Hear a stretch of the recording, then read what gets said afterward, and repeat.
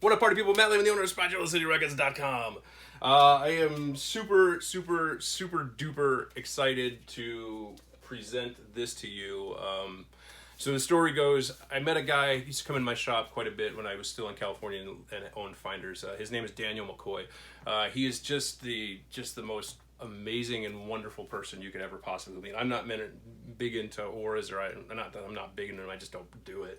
But his energy is nothing but positivity and kindness, and he is the sweetest, nicest, coolest person you'll ever meet.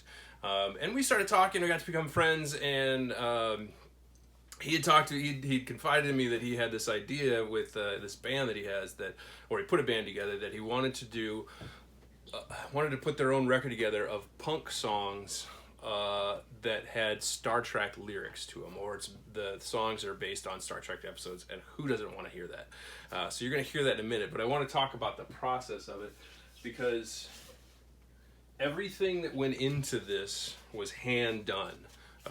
Here's the jacket for the 45. This is a 45. And let me find the other piece. So they're actually hand lathing these pieces. So each one of them is going to be a little bit different. It's FFR records, or FF records, Funky Frankenstein records. This record was handcrafted and individually cut in real time using a 1950s Presto recording lathe. It is a unique piece. It is not the same as traditional pressed record. It was not manufactured by massive hydraulic presses. It was carved from an 8-foot sheet of polycarbonate plastic, shaped, sanded, waxed, and cut in real time by one person. Because of the method employed to produce this record, it may have horns, which horns is a term used to describe raised ridges on either side of the groove. And if your record sounds inconsistent or absolutely horrible when you put it on, this is because the needle is riding on the horns between the grooves. Simply tap the needle, blah, blah, blah. All records have been tested after cutting for playtech, and this will not damage your needle, blah, blah, blah.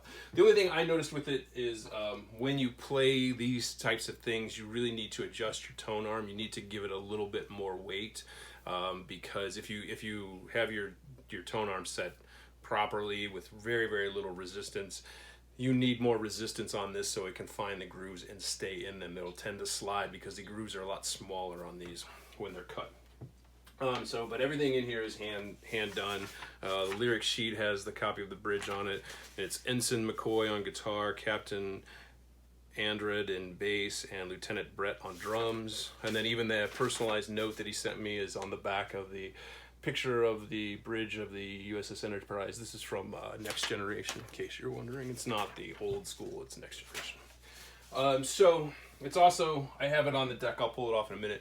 It's clear white vinyl, because that's what vinyl actually is. If you don't know, vinyl actually starts out as clear. They add black to it, they add charcoal and carbon to it, which acts to help make it stronger, but also to make it easier to press and to see. It's a lot easier, and it looks, one of the reasons they said they did it looks better originally as black than it did it clear. So without further ado, some Star Trek punk tracks.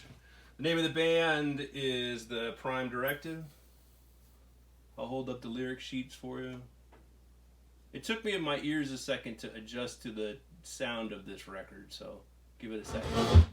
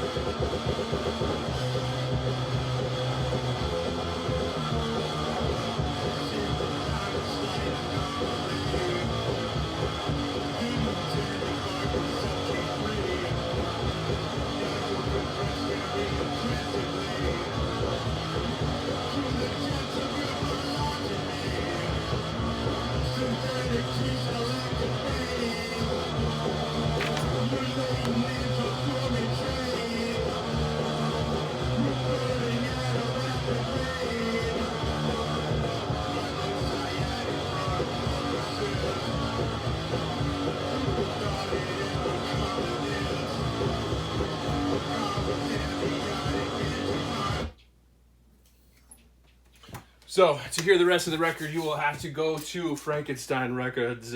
It's also Prime Directive on Bandcamp. Again, the name of it's Prime Directive. The album or the cut or the mini album is called The Game. According to the card that I had, it said FFR Records, funkyfrankenstein.com. So I'm not sure if that's, I know he's out of, Daniel McCoy lives in La Quinta. His sister lives in Los Angeles. So I'm not sure if someone else is lathing them for them or what's going on, but check it out for sure. Prime Directive, once again, he's a certifiable genius or uncertified genius. Maybe he's certified. I don't know. Where does one go to get certified to be a genius? I don't know. They only pressed 47 of these, it looks like. It also says Jeffries Tube Records, or Jeffries, Jeffreries Tube Records. Limited edition, 14 of 47. So I'm not sure if they're selling them. He just sent a copy because I told him, I said, he asked me if I wanted to hear a copy of it, and I said I would gladly stab out my ears after hearing this record so that I never have to hear anything again, knowing that that's the last thing I ever heard. That's how much I respect this guy, and I hope that you enjoyed it, and go find it. Good luck. Later.